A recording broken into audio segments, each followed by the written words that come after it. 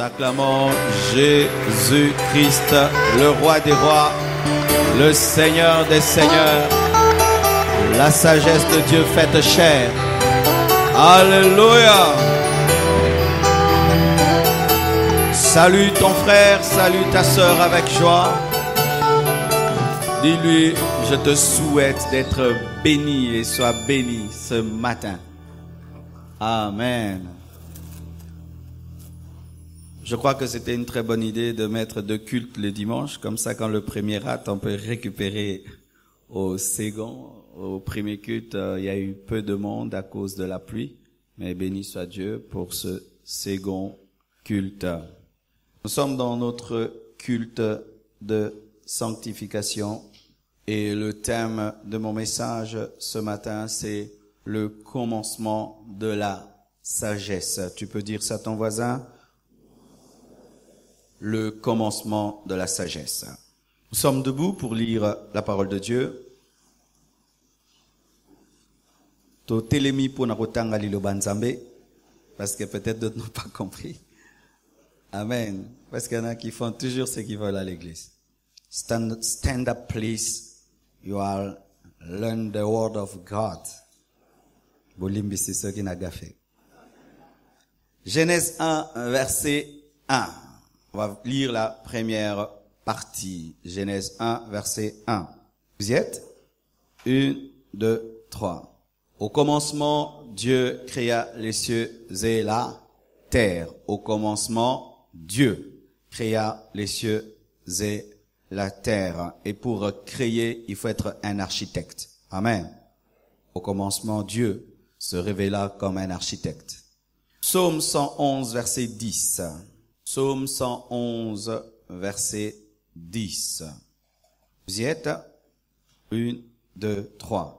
La crainte de l'Éternel est le commencement de la sagesse. Tous ceux qui l'observent ont une raison saine. Sa gloire subsiste à jamais. Proverbe 4, verset 7. Proverbe 4, verset 7 jusqu'au verset 15. Proverbe 4, verset 7 jusqu'au verset 15e. Vous y êtes? Pas encore. Proverbe 4, 7 à 15. Nous lisons. 1, 2, 3. Voici le commencement de la sagesse. Acquiers la sagesse, et avec tout ce que tu possèdes, acquiers l'intelligence. Exacte-la, et elle t'élèvera. Elle fera ta gloire, si tu l'embrasses. Elle mettra sur ta tête une couronne de grâce. Elle t'ornera d'un magnifique diadème. Écoute mon fils et reçois mes paroles, et les années de ta vie se multiplieront. Je te montre la voie de la sagesse, je te conduis dans les sentiers de la droiture. Si tu marches, ton pas ne sera point gêné, et si tu cours, tu ne chancelleras point. Retiens l'instruction, ne t'en dessaisis pas. Garde-la, car elle est ta vie. N'entre pas dans le sentier des méchants, ne marche pas dans la voie des hommes mauvais. Évite-la, n'y passe point, détourne-t'en et passe outre. Alléluia. Ah, c'est beau la Bible. Évite-la, n'y passe point, détourne-t'en et passe outre. Waouh, c'est beau. Quelle littérature. Proverbe 1, verset 7. Proverbe 1, verset 7. Vous y êtes? 1, 2, 3. La crainte de l'Éternel est le commencement de la science. Les insensés méprisent la sagesse et l'instruction. Nous voyons là un mélange de la science, de la sagesse et de l'instruction. Proverbe 8, ça ce sera long, c'est tout un chapitre qui est un éloge à la sagesse. Proverbe 8, 1 jusqu'au verset 35. C'est bon? On peut beaucoup lire? On y va alors. La sagesse ne crie-t-elle pas? L'intelligence n'élève-t-elle pas sa voix? C'est au sommet des hauteurs près de la route. C'est à la croisée des chemins qu'elle se place, à côté des portes, à l'entrée de la ville, à l'intérieur des portes. Elle fait entendre ses cris. Homme, c'est à vous que je crie, et ma voix s'adresse au Fils de l'homme. Stupide, apprenez le discernement. Insensés, apprenez l'intelligence. Écoutez, car j'ai des grandes choses à dire, et mes lèvres s'ouvrent pour enseigner ce qui est droit. Car ma bouche proclame la vérité, et mes lèvres ont en horreur le mensonge. Toutes les paroles de ma bouche sont justes, elles n'ont rien de faux ni de détourné. Toutes sont claires pour celui qui est intelligent et droites pour ceux qui ont trouvé la science. Préférez mes instructions à l'argent et la science à l'or le plus précieux, car la sagesse vaut mieux que les perles. Elle a plus de valeur que tous les objets de prix. Moi, la sagesse, j'ai pour demeure le discernement et je possède la science de la réflexion. La crainte de l'Éternel, c'est la haine du mal. L'arrogance et l'orgueil, la voie du mal. Et la bouche perverse, voilà ce que je hais. Le conseil et le succès m'appartiennent. Je suis l'intelligence, la force est à moi. Par moi les rois règnent et les princes ordonnent ce qui est juste. Par moi gouvernent les chefs, les grands, tous les juges de la terre. J'aime ceux qui m'aiment et ceux qui me cherchent me trouvent. Avec moi sont la richesse et la gloire, les biens durables et la justice. Mon fruit est meilleur que l'or pur, et mon produit est préférable à l'argent. Je marche dans le chemin de la justice, au milieu des sentiers de la droiture, pour donner des biens à ceux qui m'aiment et pour remplir leurs trésors. L'Éternel m'a créé la première de ses œuvres, avant ses œuvres les plus anciennes. J'ai été établi depuis l'éternité, dès le commencement, avant l'origine de la terre. Je fus enfanté quand il n'y avait point d'abîme, point de source chargée d'eau. Avant que les montagnes soient affermies, avant que les collines existent, je fus enfanté. Je n'avais encore fait ni la terre, il n'avait encore fait ni la terre, ni les campagnes, ni le premier atome de la terre, de la poussière du monde. Lorsqu'il disposa les cieux, j'étais là. Lorsqu'il traça un cercle à la surface de l'abîme, lorsqu'il fixa les nuages en haut, et que les sources de l'abîme jaillirent avec force, lorsqu'il donna une limite à la mer, pour que les eaux n'en franchissent pas les bords, lorsqu'il posa les fondements de la terre, j'étais à l'œuvre auprès de lui. Et je faisais tous les jours ses délices, jouant sans cesse en sa présence, jouant sur le globe de sa terre et trouvant mon bonheur parmi les fils de l'homme. Et maintenant, mes fils, écoutez-moi, et heureux ceux qui observent mes voies. Écoutez l'instruction pour devenir sage, ne la rejetez pas. Heureux l'homme qui m'écoute, qui veille chaque jour à mes portes et qui en garde les poteaux. Car celui qui me trouve a trouvé la vie et il obtient la faveur de l'Éternel. Ça vous rappelle qui? Ça vous rappelle qui? C'est Jésus. Acclamons la sagesse. Jésus-Christ de Nazareth. Amen. Oui, là il s'agit de Jésus-Christ. Dans le Proverbe 8, il s'agit de Jésus-Christ parce que Jésus-Christ est la sagesse de Dieu personnifiée. Et lorsque vous lisez Proverbe 8, cela ressemble à Jean 1 où on dit qu'au commencement était la parole était avec Dieu, la parole était Dieu. Rien de ce qui était fait n'a été fait sans elle. Mais là, vous allez voir une parole qui pourrait peut-être vous déranger au sujet de Jésus-Christ. On parle de la création, de la sagesse. On parle d'enfantement de la sagesse. Lorsque la Bible parle de l'enfantement, il ne s'agit pas de la création, il s'agit de la manifestation. Amen. Parce que Jésus-Christ n'a pas été créé, car si Jésus-Christ a été créé, Jésus-Christ n'est pas Dieu. Car Dieu n'a ni commencement ni fin. Mais Jésus-Christ a été manifesté. Amen. C'est-à-dire qu'il a toujours été, depuis l'éternité, Dieu, mais il a été manifesté. Amen. Et Jésus-Christ est la sagesse. Celui qui reçoit Jésus a reçu la sagesse comme sauveur et Seigneur. Alléluia. Alléluia. Le commencement de la sagesse. Déjà, j'aimerais dire que je suis pas venu insulter qui que ce soit. Amen. J'aimerais aussi dire que je ne suis pas contre les études, mais je vais appeler le chat par son nom. Vous allez voir que lorsque nous avons lu, il était parlé de stupide, il est parlé d'insensé, car Dieu utilise les mots qu'il faut afin de communiquer son message. C'est une parole que j'ai reçue lorsque je suis allé prêcher à Matadi. C'était pendant quelques minutes que j'avais abordé ce message, je crois 15 minutes, et le Seigneur m'a demandé de l'approfondir, et je crois qu'il va bénir beaucoup d'hommes et beaucoup de femmes. Dis à ton voisin, je prie que tu entendes. Définissons tout d'abord le commencement. Qu'est-ce que nous voulons dire par le commencement? Car notre thème, c'est le commencement de la sagesse. Lorsque nous parlons du commencement, nous parlons de ce qui vient avant, ce qui vient avant, ce qui vient avant. Nous parlons aussi de ce qui engendre tout. Le commencement, c'est ce qui engendre tout. Ce qui est au commencement, c'est ce qui est la mère, la matrice de tout ce qui est. Le commencement, c'est ce qui est prioritaire, ce qui est plus important que tout. C'est cela le commencement. Le commencement, c'est la maternelle, parce que lorsqu'on parle de la sagesse, vous allez voir que lorsqu'on définit la sagesse, on la définit comme étant l'intelligence, comme étant la science, l'instruction, l'art du discernement, la connaissance, la science de la réflexion. Alors le commencement d'une instruction, le commencement d'une science, le commencement d'une instruction,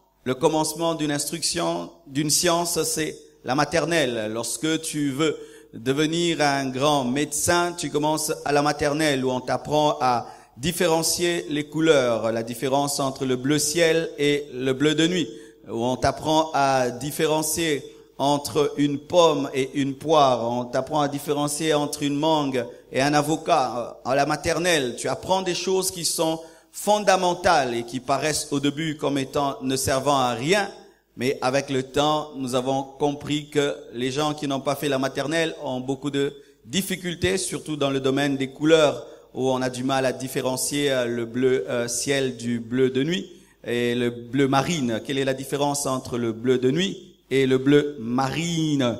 Quelle est la différence entre le bleu quelle est la différence entre la couleur pourpre et la couleur violette?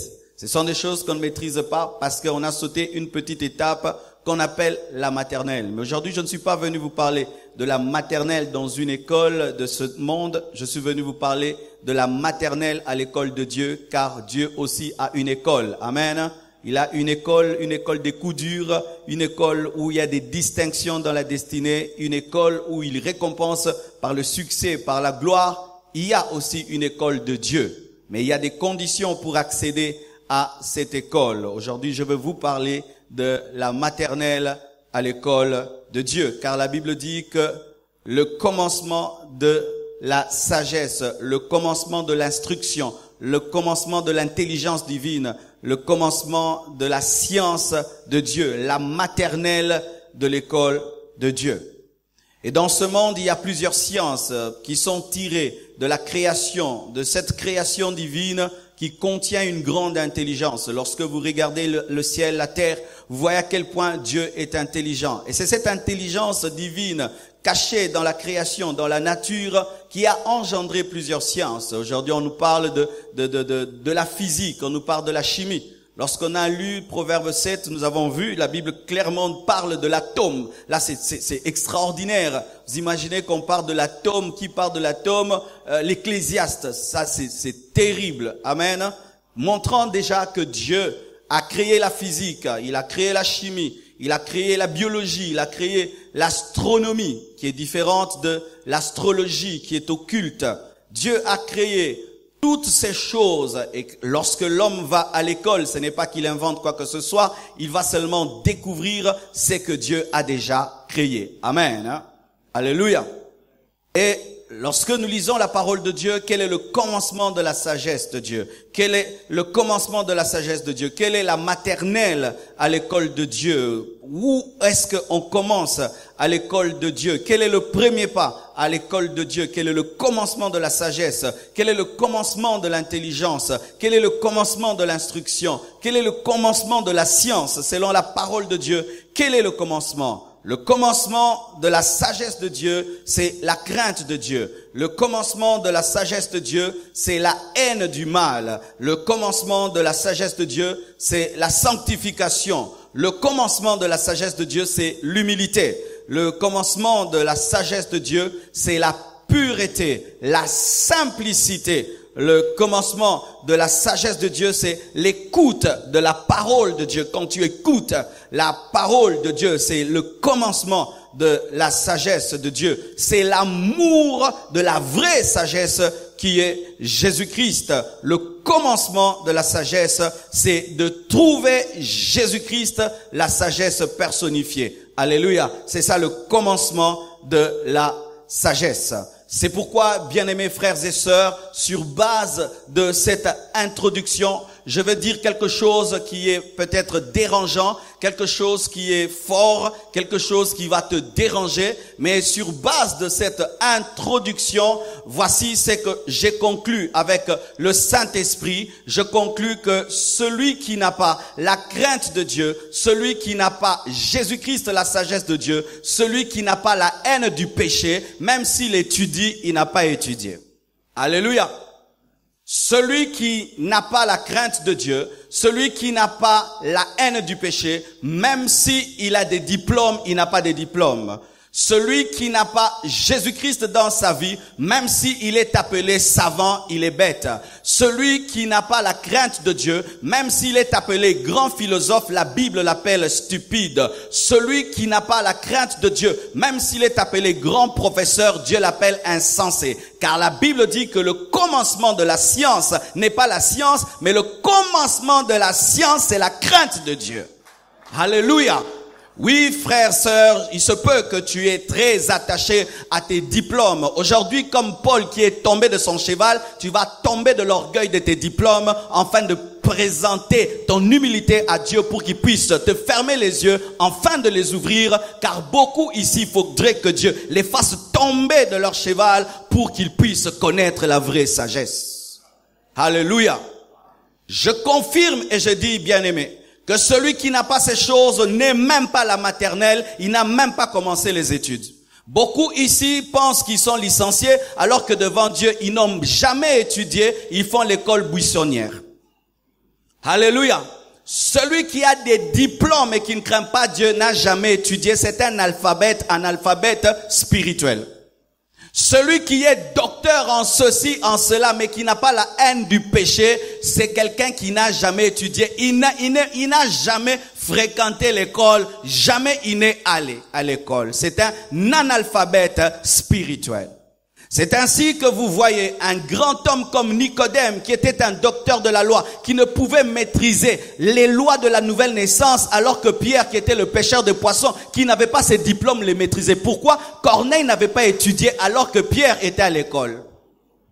C'est pourquoi vous allez voir un grand homme rempli de diplômes, tu lui donnes la Bible, il ne comprend pas, mais tu prends la même Bible, tu donnes à un enfant de l'écodime, il la maîtrise. Pourquoi? Celui qui a des diplômes n'a pas étudié, mais celui qui a l'écodime, il est déjà à l'école primaire. Bien-aimé, je te pose la question ce matin, as-tu étudié? Alléluia. As-tu étudié? Il y a beaucoup de gens qui sont ici, n'ont pas étudié. Et je vais te démontrer que tu n'as pas étudié. Car si tu avais étudié, tu allais avoir vraiment le comportement de quelqu'un qui a étudié. Celui qui n'a pas ces choses n'est même pas la maternelle divine. Celui qui n'a pas ces choses est un analphabète spirituel. Celui qui n'a pas ces choses ne connaît rien. Même s'il connaît beaucoup, il ne connaît rien. Pourquoi? Si tu ne maîtrises pas 0, comment est-ce que tu vas maîtriser 1? Tu ne maîtrises pas le commencement, comment est-ce que tu vas maîtriser la suite? Tu ne maîtrises pas la base, comment est-ce que tu vas maîtriser le reste? Bien-aimés frères et sœurs, il peut se faire que tu penses que tu es très intelligent. Et dans votre famille, on dit, ah, moi, Zamaël. Mais Dieu, quand il te voit, il t'appelle stupide. C'est bon. Je sens que les esprits s'échauffent. Et si certains avaient des pierres, ils allaient les lancer. Garde un peu tes pierres. Voici. Comment expliquez-vous à un médecin qui maîtrise la médecine et qui maîtrise que la cigarette peut donner la cirrhose, hein? La cirrhose ou le cirrhose? La cirrhose de foie, mais le médecin est un fumeur alors qu'il maîtrise qu'il peut attraper le cancer. Qu'est-ce qui fait qu'un médecin qui sait qu'il peut attraper le cancer en fumant puisse fumer? C'est parce qu'il n'a pas étudié. Parce que s'il avait étudié, il n'allait pas fumer. Mais pourquoi est-ce qu'il fume? Même s'il sait que ça peut le tuer, mais c'est parce qu'il n'a pas étudié. Il n'a pas la crainte de Dieu qui fait qu'il n'a pas étudié. Comment un médecin qui sait que le sida peut tuer peut être impudique avec les infirmières? C'est parce qu'il n'a pas étudié, c'est pourquoi il est impudique malgré qu'il est médecin. Celui qui est médecin mais qui n'a pas la crainte de Dieu n'a pas étudié. Parce que quelqu'un qui a étudié, il va fuir la mort. Mais comment est-ce que malgré tes diplômes, tu poursuis la mort alors que tu sais que le sida donne, l'impudicité donne le sida? Pourquoi? Tu n'as pas étudié. Comment expliquer un ministre qui vole malgré la maîtrise de l'économie? C'est un professeur en économie. Tu fais de lui le ministre de quoi? Le ministre de quelque chose, je veux pas de problème, mais il vole dans la caisse de l'État. Vous savez pourquoi? Ce ministre-là n'a jamais étudié. Dans ce pays, il y a beaucoup de ministres analphabètes. C'est pourquoi le pays est par terre, parce que ce sont des analphabètes qui sont en train de nous diriger. Il est grand professeur 2 et 2 et 2 et 2. Mais tu lui donnes le poste. Celui qui est en train de voler. Où est la maîtrise de l'économie? Où est la maîtrise de l'épargne? Où est la maîtrise? Il a des grands diplômes, mais comme il n'a pas étudié, il volera. C'est pourquoi je prie que Dieu élève des vrais enfants de Dieu dans ce pays, qui ont la crainte de Dieu, qui ont la sagesse de Dieu. Sinon, si nous comptons sur des païens, nous échouerons encore. Pourquoi? Nous élevons des personnes qui n'ont pas étudié. Alléluia. Comment expliquer un homme qui a une maîtrise en anthropologie? Vous connaissez l'anthropologie, hein? Ça fait un gros mot, anthropologue, hein?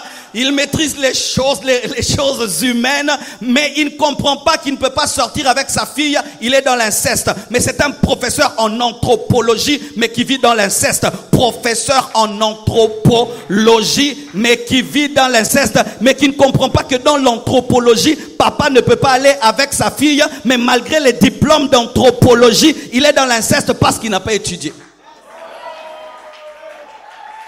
Comment expliquer quelqu'un qui est docteur en biologie mais il est homosexuel alors que rien qu'à étudier le corps de la femme, tu comprends que la femme ne peut pas aller avec la femme, que l'homme ne peut pas aller avec l'homme. Rien que la biologie. Quand tu vois seulement l'homme, tu vois l'homme et l'homme, ça ne va pas. L'homme et l'homme, ça ne va pas. Mais lui, il est docteur en biologie et il est homosexuel. Pourquoi? Il n'a pas étudié. Il doit recommencer l'école parce qu'il n'a pas étudié. Et beaucoup ici, vous devez recommencer l'école parce que vous n'avez pas étudié. Vous avez eu des diplômes à l'école buissonnaire. Comment expliquer un avocat qui maîtrise le droit, mais qui plaide la cause d'un insensé, d'un injuste? On emprisonne l'innocent et lui, il a son argent. C'est parce que cet avocat n'a pas étudié. Et beaucoup d'avocats n'ont pas étudié. Ils ont étudié au campus, mais ils n'ont jamais été à l'école de Dieu. Ce qui fait que leur diplôme n'est rien. Dieu les appelle stupides, insensés.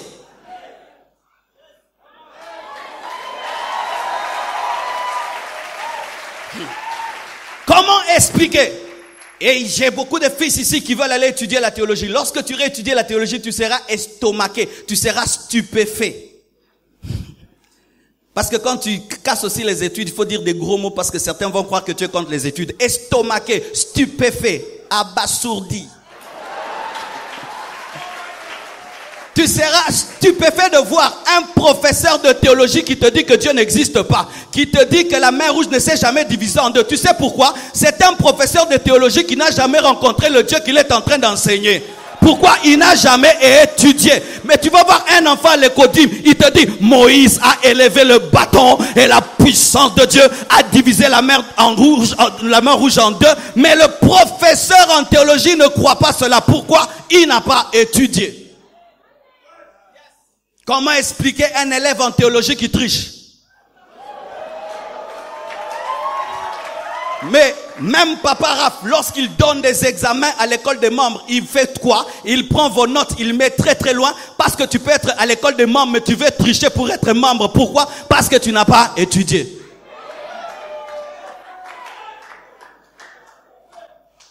Alléluia. Il est sociologue, mais il est polygame. Sociologue mais polygame. Il sait que la polygamie déclenche des problèmes entre les enfants, entre les demi-frères et les demi-sœurs, des problèmes d'héritage, que ça cause un problème de pauvreté, mais malgré sa sociologie, son doctorat en sociologie, il a 4 femmes et il a 4 belles familles. Alors qu'il y a un pousse-pousseur qui n'a pas étudié, mais qui a la crainte de Dieu, qui n'a qu'une seule femme, de sorte qu'il dort en paix. Mais le docteur en sociologie ne dort jamais. Pourquoi? Il n'a pas étudié. Alléluia.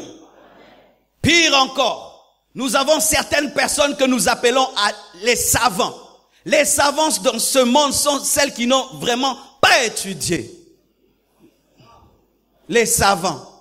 Les savants dans ce monde sont parmi ceux qui n'ont vraiment pas étudié, les savants. Voilà la preuve qu'ils n'ont pas étudié. Parce que lorsque quelqu'un dit qu'il a fait la maternelle, tu lui dis quelle est la différence entre le blanc et le blanc cassé, et il ne sait pas, tu sauras qu'il n'a pas fait la maternelle. Et je vais vous prouver qu'ils n'ont pas fait la maternelle de Dieu, les savants. Voilà.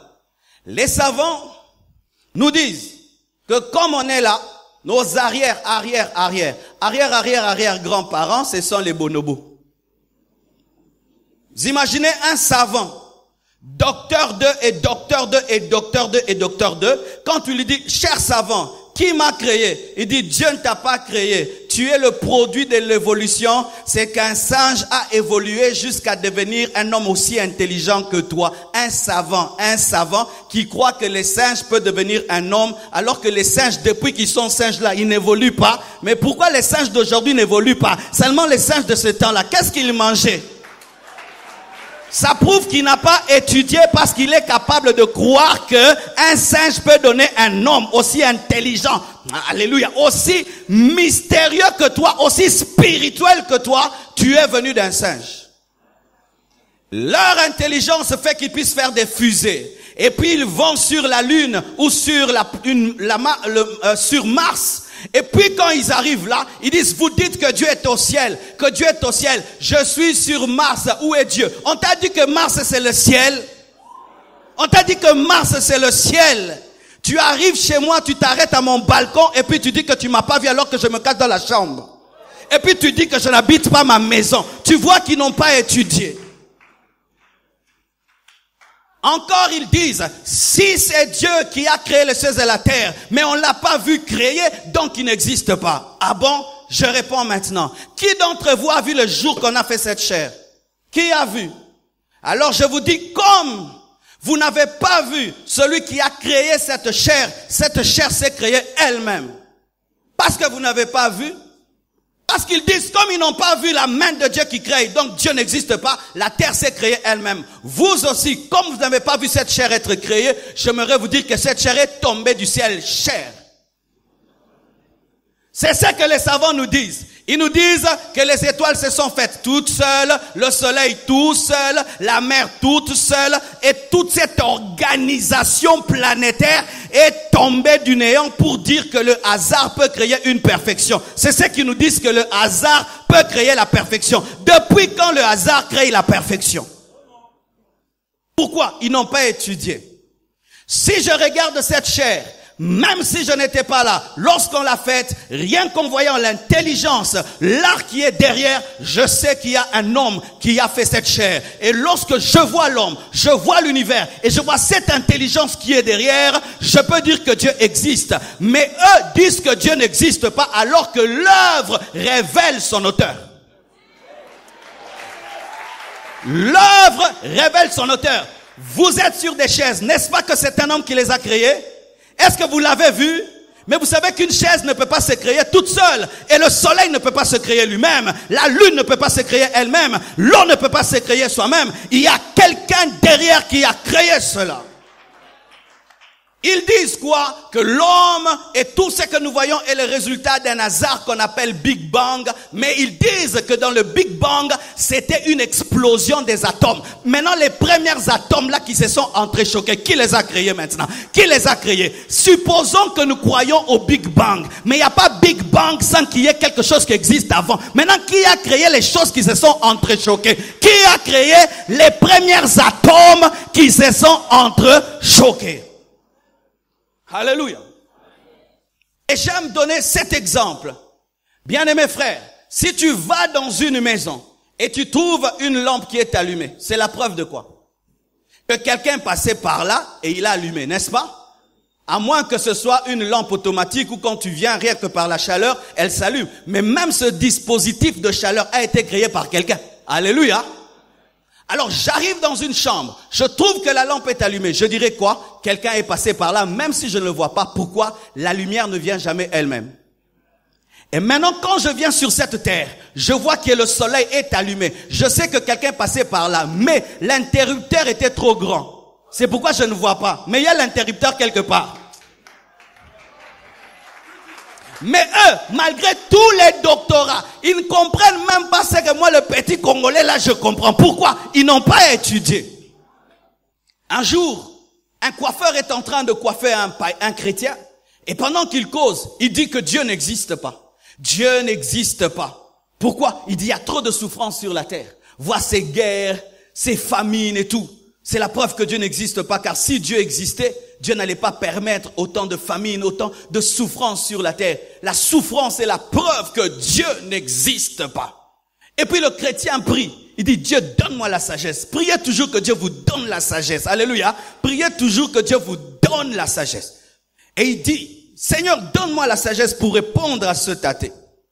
Et pendant qu'on continue à le coiffer, il y a un homme qui passe par là avec des cheveux bizarres.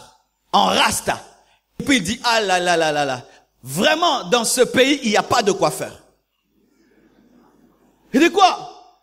Mais je suis là, je suis en train de te coiffer. Non, dans ce pays, il n'y a pas de coiffeur. Pourquoi tu dis ça? S'il y avait de coiffeur dans ce pays, cet homme ne serait pas comme ça. Il serait coiffé. Comme il n'est pas coiffé, il n'y a pas de coiffeur dans ce pays. Et puis il dit, mais moi je suis là. Il dit, non, il n'y a pas de coiffeur. Il dit, je suis là. Il dit, ah bon? Mais toi tu as dit, comme il y a la souffrance sur la terre, Dieu n'existe pas. Moi aussi je te dis, comme il y a quelqu'un avec des cheveux en désordre, il n'y a pas de coiffeur. Mais pourquoi est-ce que cet homme est mal coiffé? Ce n'est pas parce que tu n'existes pas, mais parce qu'il ne s'est pas donné la peine de te chercher pour que tu le coiffes. Et il y a des souffrances dans ce monde, non pas parce que Dieu n'existe pas, mais parce que le monde ne vient pas vers Dieu pour que Dieu puisse résoudre ses problèmes. Les souffrances, les difficultés, les guerres, ce n'est pas la preuve que Dieu n'existe pas, c'est la preuve que les hommes ont rejeté Dieu. Alléluia! C'est la preuve que les hommes ont refusé d'aller se faire coiffer. Mais le coiffeur existe. Il sera toujours là. Mais vous risquez d'avoir tous des cheveux bizarres parce que vous n'allez pas auprès de lui. Il a dit, ah, j'ai compris, Dieu existe. Bien-aimés frères et sœurs, j'aimerais te dire, un savant qui a 10 diplômes et qui ne croit pas en l'existence du Dieu du commencement est plus bête qu'un enfant de l'écodime. Voici. Je sens là que tu es énervé. Pourquoi? Tu as beaucoup étudié pour qu'on t'appelle licencié. Et aujourd'hui, dans cette prédication, on te glorifie ton doctorat. Mais sachez ceci, bien-aimés. Des fois, nous sommes orgueilleux aussi pour des choses qui n'ont pas de sens. Pour des diplômes de l'UNIKIN, où on nous enseigne des vieilles choses, où quand tu voyages, tu dois recommencer à zéro. Mais l'orgueilleux, licencié à l'UNIKIN. Ou quand tu voyages, tu reprends. Mais il est orgueilleux. Il ne croit pas en Dieu parce que lui, il est licencié à l'UNIKIN. Il ne croit pas en Dieu parce qu'il est licencié à l'ULK. Alors qu'il y a des gens qui ont étudié à Harvard, à Yale, mais qui se prosternent, qui disent Dieu est grand, Dieu est puissant, mais lui seulement, la licence, la collation de l'UPC. Vous, nous, les gens qui ont étudié, toi, tu as étudié. Un diplôme de 80%, mais tu sais que toi-même tu ne maîtrises pas les français, mais tu es orgueilleux d'avoir distingué. Mais yo moroyebi que ceux qui babandeli des fois na okokate. Quittez l'orgueil intellectuel. Quittez l'orgueil intellectuel. La crainte de Dieu, c'est le commencement de la sagesse. La crainte de Dieu, c'est le commencement de l'intelligence. Un homme qui a des diplômes, mais qui n'a pas la crainte de Dieu, est un analphabète spirituel. Bien-aimés frères et sœurs, aujourd'hui, le monde est en train de courir vers la connaissance. Et c'est une très très bonne chose, car nous aussi, nous voulons que les gens étudient. Nous payons les études de 35 personnes. Ne pensez pas qu'on est contre les études. Nous encourageons les gens à étudier. Nous prêchons même en français. Amen, hein? Mais sachez que le français n'amène pas au ciel. L'anglais n'amène pas au ciel. La crainte de l'Éternel, recevoir Jésus-Christ dans ta vie comme Seigneur et Sauveur, recevoir la sagesse qui donne la vie, c'est ça qui donne d'abord le salut. Sinon, nous aurons des églises remplies de grands philosophes, mais qui vivent dans le péché. Nous aurons des gens remplis de diplômes, mais qui iront en enfer. Nous aurons des gens remplis de diplômes, mais remplis aussi d'orgueil. J'aime cet équilibre.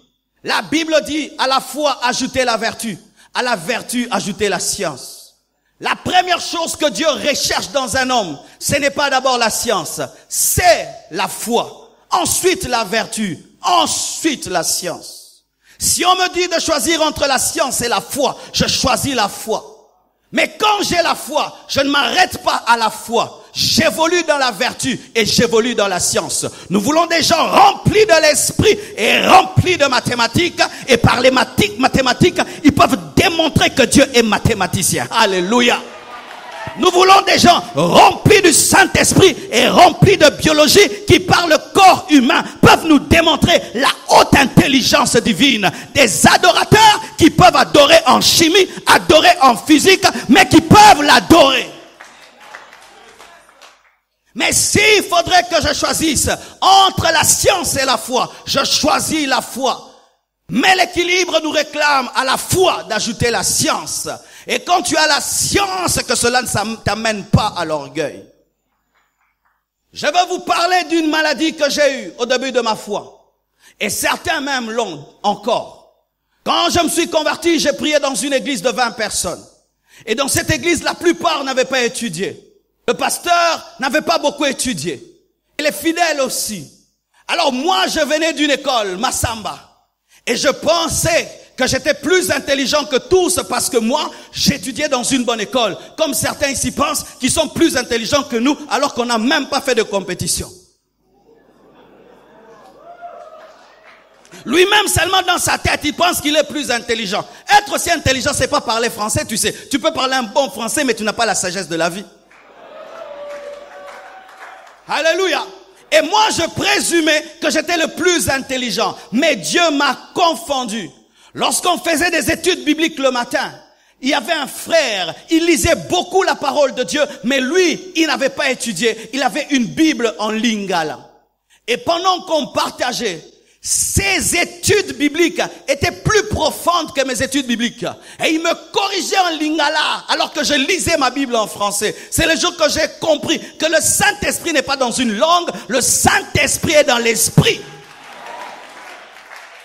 Qui te dit que tu es le plus intelligent de tous? Qui te dit? C'est souvent ton orgueil. Ton orgueil. C'est pourquoi beaucoup Dieu ne sait pas les utiliser parce que à leurs propres yeux, ils sont intelligents.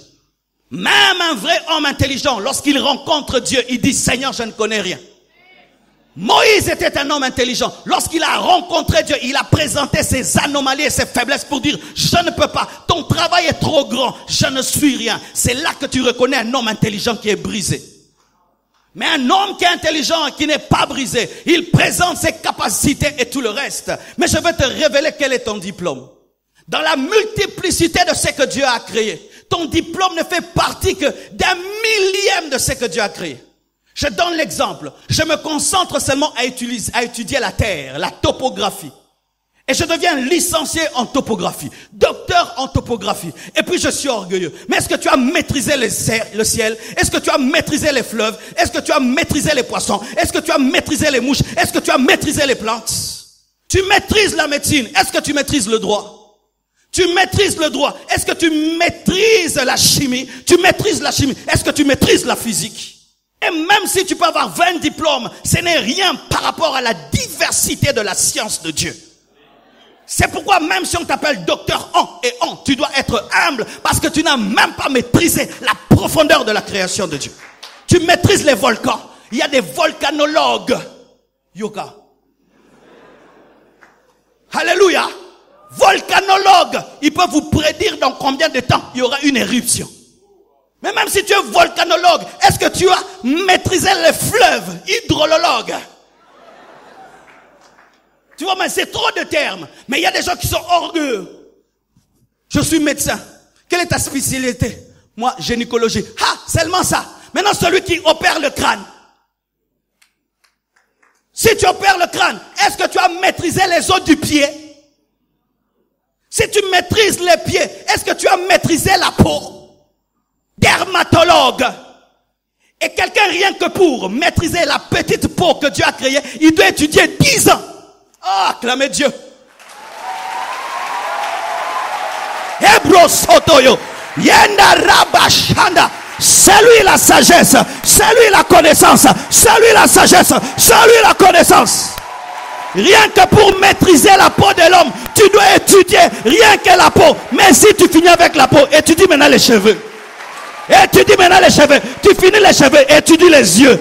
Étudie seulement les yeux. Tu vas mourir, tu n'as pas encore fini d'étudier. Pourquoi? Dieu est tellement vaste et sa création est tellement vaste. Soyez toujours humble, soyez toujours simple. C'est ça la crainte de Dieu. La crainte de Dieu, c'est la simplicité et l'humilité. Quand tu vois un orgueilleux, il n'a pas commencé à étudier. Un homme qui commence à étudier se rend compte que Dieu est tellement vaste qu'il devient humble. Même dans la parole de Dieu, tu peux maîtriser le Nouveau Testament, l'Ancien Testament tu ne maîtrises pas. Tu peux maîtriser bien Abraham, mais quand tu arrives à Goliath, tu ne maîtrises pas. Tu peux maîtriser les épîtres de Paul, tu arrives sur les épîtres de Pierre, tu ne comprends pas. Tu peux maîtriser Matthieu, Apocalypse et Kimi. C'est pourquoi il y a des pasteurs, des docteurs. Pourquoi? Parce que Dieu est tellement diversifié.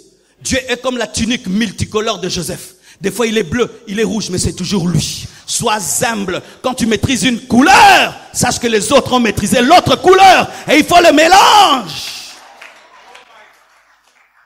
Alléluia. Bien-aimés frères et sœurs, je suis venu vous dire ceci. En ce temps de la fin, et d'ailleurs ce sera mon message en profondeur le vendredi sur la place de la technologie dans la spiritualité. Il y a une guerre entre Dieu et Satan. Tous se battent pour avoir les intelligents, les cerveaux. Et c'est une guerre qui n'a pas commencé aujourd'hui. Depuis le temps d'Adam, depuis le temps de Caïn, depuis le temps de Seth, le temps de Noé, il y a une guerre des cerveaux entre Dieu et Satan. Le but de l'Antichrist, c'est de recruter les cerveaux des hommes intelligents, les amener à dire que Dieu n'existe pas. Et c'est que bizarre. Ils croient que Dieu n'existe pas, mais ils croient que Satan existe. Tu vois, quelqu'un dit, je ne crois pas que Dieu existe, mais il croit que le diable existe et qu'il adore Satan. Ça, c'est un faux athée. Un faux athée ne croit ni au diable ni en Dieu.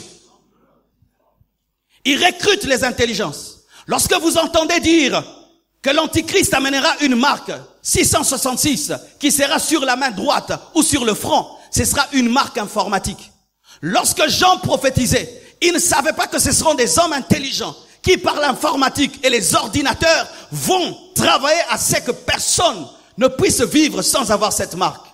Mais pendant ce temps, Dieu aussi cherche des intelligences. Il cherche des cerveaux humbles qu'il va briser comme il a brisé l'orgueil de Paul, afin de les utiliser pour propager l'évangile à la fin des temps. Bien-aimés frères et sœurs, toi qu'on dit chez vous à la maison Kozamaël, Dieu a besoin de ce cerveau-là. Parce qu'en ce temps de la fin, nous avons besoin des frères et sœurs en Christ dotés d'un certain niveau d'intelligence, remplis de l'esprit, revêtus de puissance, mais qui peuvent défendre l'évangile par l'intelligence. C'est pourquoi vous remarquez que Paul a écrit beaucoup. Moïse a écrit beaucoup parce que Dieu, lorsqu'il récupère un cerveau, il l'utilise aussi pour lui-même. Et le problème, c'est quoi? Dans les églises, nous laissons les pierres servir Dieu et les Paul ne veulent pas servir Dieu, ils ne viennent que dimanche. Give me amen. Les Paul ne viennent que dimanche à l'église. Ils sont remplis de connaissances, remplis de ceci, très intelligents au boulot. Mais à l'église, ils ne font rien de leur intelligence. J'aimerais vous poser cette question. Qu'est-ce que votre intelligence fait dans cette église? Qu'est-ce que ton intelligence, ton expertise fait dans cette église? Alors que lorsqu'un homme est intelligent, un étudiant est intelligent, il est récupéré par les francs-maçons, il est puissamment utilisé. Mais vous, lorsque vous venez à l'église, vous êtes des génies. Mais quand vous venez, vous dites seulement amen, que Dieu vous bénisse. Il y a certaines choses qui ne marchent pas à l'église parce que vous pensez que Dieu n'a pas besoin de cela. Oui, il va d'abord te briser, te tailler, après il va s'en servir. Cher papa, nous avons besoin de votre intelligence dans cette église. Rempli de l'esprit, revêtu de puissance. Et vous qui êtes en train d'étudier et de terminer les études, sachez ceci, qu'il n'y a pas une incompatibilité entre la crainte de Dieu et l'intelligence. Vous pouvez être rempli d'intelligence et craindre Dieu. C'est pourquoi vous êtes heureux, vous qui vous êtes convertis étant jeunes, et vous croissez et vous grandissez dans la crainte de Dieu. Plus tu évolues dans la science, tu évolues aussi dans la connaissance de Dieu. Là, c'est merveilleux. Alors, voici ce qui arrive dans les universités. Les universités sont formatées de sorte à ce que, lorsque tu sors de l'université, tu sortes athée. Vous qui avez terminé les études, vous avez la foi, vous êtes sauvés. Car la manière dont on éduque maintenant les gens à l'université, c'est pour qu'en sortant, tu as un diplôme, mais tu es aussi un crédule. C'est pourquoi il nous faut des professeurs remplis de l'esprit, où avant de donner cours, tu dis fermez les yeux. Quoi prof? Fermez les yeux. Père, bénis ces enfants. Donne-leur l'intelligence et qu'ils comprennent mon cours. Au nom de Jésus-Christ de Nazareth. Père éternel, s'il y en a qui sont envoûtés et le cerveau est allé à Popokabaka, je le ramène ici au nom de Jésus-Christ. Amen. Que Dieu nous donne des médecins qui, lorsque la chirurgie devient difficile, disent fermons les yeux. Alléluia. Amen. Alléluia. Oui, j'ai rencontré un tel médecin qui, avant d'opérer, commençait à chanter les cantiques de Dieu et Dieu faisait des miracles. Dieu veut de telles personnes en ce temps de la fin. Dieu veut de telles personnes. Mais voilà maintenant ce qui va t'arriver. Si ta connaissance et ton intelligence te remplissent d'orgueil, Dieu va te résister, tu vas échouer dans la vie. Ne connaissez-vous pas? D'ailleurs, je vous pose la question. Le premier de la classe, de votre classe, il est où aujourd'hui? La plupart des premiers de la classe ne sont pas les premiers dans la vie. Pourquoi? Parce qu'ils pensent que comme il a beaucoup étudié, il suffit seulement qu'il aille et qu'il présente son CV, on va l'engager. Mais il n'a pas l'intelligence de la vie, d'avoir l'humilité et dire s'il vous plaît, pouvez-vous m'engager? Non, moi je distingue avec 90%. Engagez-moi. Tu penses qu'on engage seulement parce que tu as 90%? On engage aussi parce que tu as l'humilité, parce que tu as la simplicité, parce qu'on sent en toi que tu as un cœur. Mais toi, tu penses seulement que parce que tu as des diplômes, je veux réussir dans la vie. C'est pourquoi jusque-là, aux aura salaté. Nabonaza pasteur. Ah, je vais parler en français. Entre un orgueilleux avec un diplôme de 90% et un homme humble avec un diplôme de 60. Je prends celui qui est humble avec le diplôme de 60 parce qu'il peut développer son intelligence et atteindre 90. Ah, tu comprends maintenant pourquoi est-ce que tu ne réussis pas dans la vie? Pourquoi? Parce que Dieu te résiste. Il te résiste dans ton intelligence afin de te confondre et que tu dises que tu es stupide pour que tu puisses venir à lui et qu'il t'aide. N'avez-vous pas remarqué que beaucoup de gens très très intelligents attrapent difficilement le boulot? Ce n'est pas que les entreprises ont peur des gens intelligents, mais les gens intelligents viennent avec beaucoup d'orgueil. Et des fois, vous pensez que c'est la sorcellerie. Non, alors que c'est l'orgueil. Tu viens déjà avec un esprit de domination. Eh bien, c'est lui qui a fondé l'entreprise. Même s'il n'est pas aussi intelligent que toi, c'est son entreprise. À peine qu'on t'engage, tu veux corriger le patron. Tu n'as pas la sagesse de la vie. Au bon matin, mais elle est mouqué. Et pour moi, elle est payée mon babomba. La Bible dit quoi? Lorsqu'on est venu dire à Jacob qu'on avait pris sa fille, il a remarqué que ses fils n'étaient pas à côté de lui. Il a gardé le silence. Pourquoi? Il n'était pas en position de force. Il a attendu que son armée composée de ses fils vienne pour parler. Pourquoi? L'intelligence. Lorsque tu manques la sagesse et tu as l'intelligence, les diplômes, tu vas échouer dans la vie. C'est pourquoi Dieu te confond. Jusqu'à ce que tu diras, Seigneur, je suis intelligent selon le monde, mais selon toi, je suis bête. Donne-moi ta sagesse, tu réussiras. Et quand tu réussiras selon Dieu, tu vas dire, ce n'est pas mon intelligence, c'est Dieu. C'est pourquoi Dieu te brise pour que toute la gloire lui revienne. J'étais à l'aéroport dernièrement, je revois de loin un de mes amis qui était parmi les meilleurs de la classe, en train de faire quoi? Ah, j'ai fui. J'ai eu tellement mal. Je ne voulais même pas qu'il me rencontre. Pourquoi? Même quand on était à l'école, il disait Jésus c'est rien, Jésus c'est rien. Ah, Jésus c'est rien, tu es devenu rien. Bien-aimés frères et sœurs, voici maintenant une chose très profonde. Comment est-ce que tu peux savoir que tu as la crainte de Dieu? La crainte de Dieu, souvent nous pensons que c'est trembler à l'église. Comme certains, ils sont en train de chiquer, quand il arrive là, il jette le chewing-gum, il dit ah je crains Dieu. Oh, quand il marche n'importe comment, quand il entre dans l'église, maintenant il a une démarche spirituelle, il dit ah, Bobang une zambé.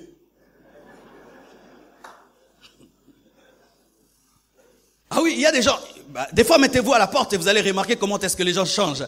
Il vient là, présence en zombie.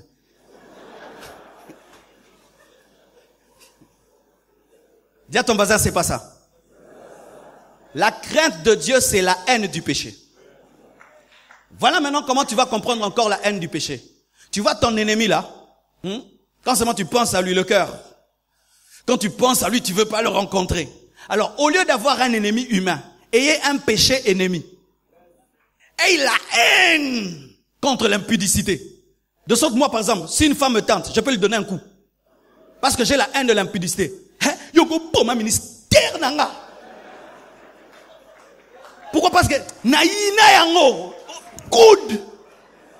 Alors passer à betingate limsanga na tellement ennemi na yemo so côté ennemi faut bêter. Ne faites pas ça chez vous.